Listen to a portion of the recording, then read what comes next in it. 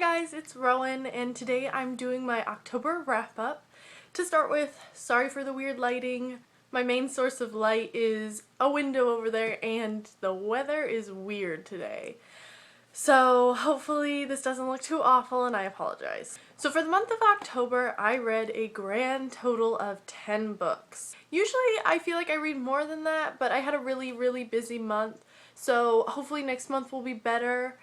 Just so you guys know, a lot of these books I posted reviews on for my book blog, so I will be posting links below if you want to check them out. I'll do them for the individual books so you don't have to dig through my blog trying to find the one you're actually interested in. Also, for those of you that don't know, I am a huge user of the public library, so a lot of these books I don't have actual hard copies. So starting with the two books that I actually do own that I read this month, the first one is Blue Lily, Lily Blue by Maggie Stiefvater.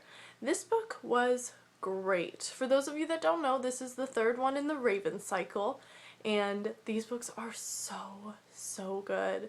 If you don't know anything about them, it's kind of about these three boys, Gansey, Ronan, and Adam, and they all go to school together, and they're kind of like, well, I guess Adam isn't, but Gansey and Ronan are very rich and entitled, and Adam's kind of like the scholarship kid, and they're on a quest to try to find an ancient slumbering king, and they get drawn into Blue Sargent is her name, she's the main character.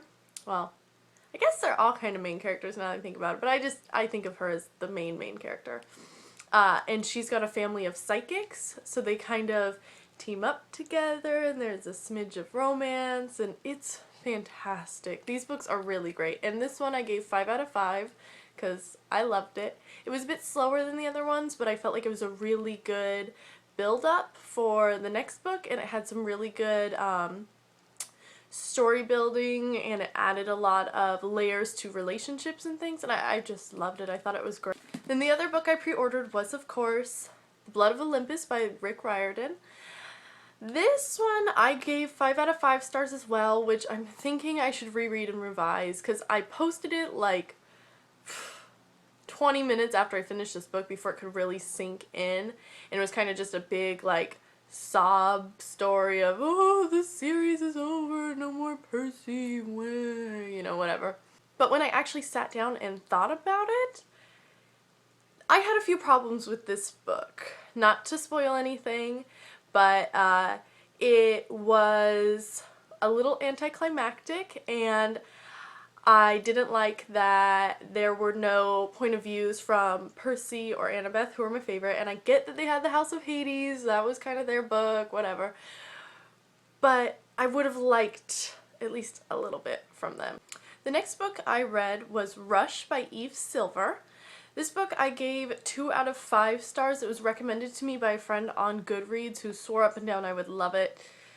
I obviously did not really. It's about a girl who dies, but then when she wakes up after dying, she's in this like central game room sort of thing. It's not like a game room with pinball machines or anything, but she meets a couple of other kids, and they tell her that she is part of this game now where they go and they fight aliens basically and get headshots for mega points. And I had a few problems with this book. Mostly the characters were kind of insta-love, which really sucked. And just plot-wise and like the main story, it didn't really make sense to me. Like, it was kind of, not to spoil anything, but it was kind of like these ancient beings were having these kids fight for them.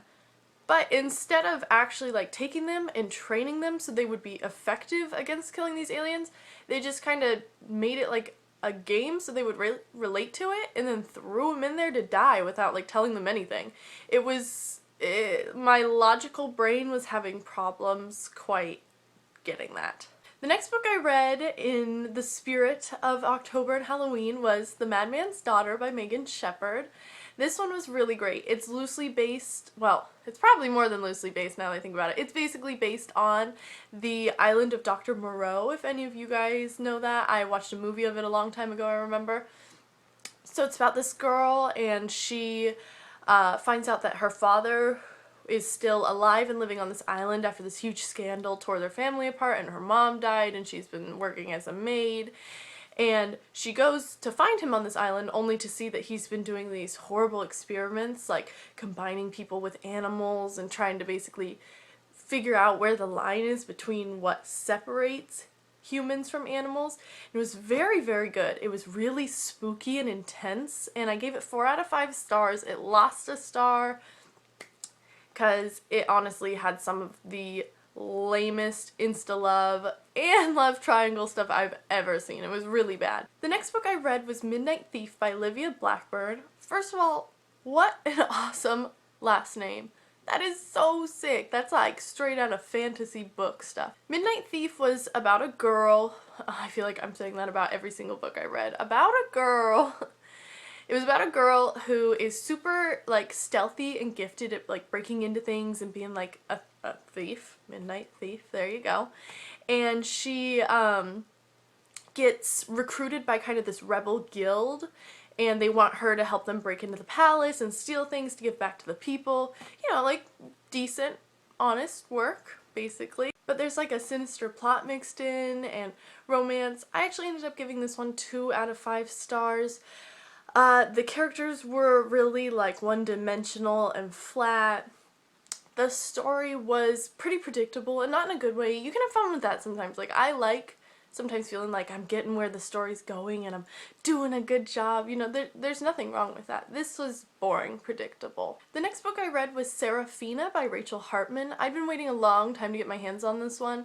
I've heard a lot of great things about it, and I love dragons. I absolutely adore anything to do with dragons. That's my thing, you guys. Why don't I have more dragon stuff now that I think about it? Anyway, Sarafina was good. I felt like it kind of was more hyped up than it was supposed to be, so I was a little disappointed when it wasn't all that I expected. It was kind of slow in some spots, but I really, really loved Sarafina as a character. She was great, and I like the love interest. I gave this book 3 out of 5 stars though, because, you know, slow and it wasn't all as amazing as I expected, but I will definitely be reading Shadow Scale. The next book I read was The Winter's Curse by Marie Rakowski. This book, actually, I have a tale to tell. So when this first came out, there was a whole bunch of hype about it, and I was like, oh, I want to read this. So I read the little summary, little blurb thing on Goodreads. And for some reason, I read that and thought it was historical romance, which is really not my thing. I like fantasy. I'm a fantasy girl, so, you know, I need a little bit more going on than romance, and I'm not big into realistic, like, settings. So I read it and I was like, nope. So I never, ever, ever picked it up until a friend of mine on Goodreads was like, how have you not read this yet? It's great. And I was like, I hate historical romance. And there was just like the silence of confusion. And she was like, are we talking about the same book here? So I went and looked at it again and I was like, why did I think that? Why? So I finally went and grabbed it, and it was so good. I really loved it. The main character, I loved her. She was so witty and clever and really stubborn, and I thought it was fantastic. And I really liked the political mishmash, which normally I'm not into, so that was really exciting too. I will be reading the next one for sure. I gave it 5 out of 5 stars. And then next, I actually received a copy of this for free on my Kindle. The Queen of Someday by Sherry D. Ficklin. Now, everybody has books that they don't like. And as a book reviewer, I try to always remain very positive, because usually if you look, there's at least one bright side to a book. You guys, this book had nothing. I don't want to seem mean, but I despised this book. I think it was the worst book I've read in a very, very, very long time. Definitely the worst book I read this month. It was awful. It's about a young Catherine the Great, and it's kind of like the first chapter in her rise to power, so she goes to court to try to woo the prince, and it is so awful. Like, she falls in love with 3 different guys. 3 different guys, all within like 2 seconds of meeting them. I'm not even kidding. And this book, I don't want to spoil anything, so I'm gonna keep it vague, but it has no good like message. Like, there's nothing good that you get out of this book. It's just sappy, gross romance, and it's not even well written. It's just silly, and it was so bad, you guys. It makes me angry to think about. I obviously gave that one 1 out of 5 stars. I mean, it was awful. Luckily, right after The Queen of Someday, I managed to get my hands on These Broken Stars by Amy Kaufman, which I've been waiting a really, really, really long time to read. It kind of has been sitting in the back of my mind, and the wait list at the library was so long that I just now got it. And I loved it. I thought it was so good.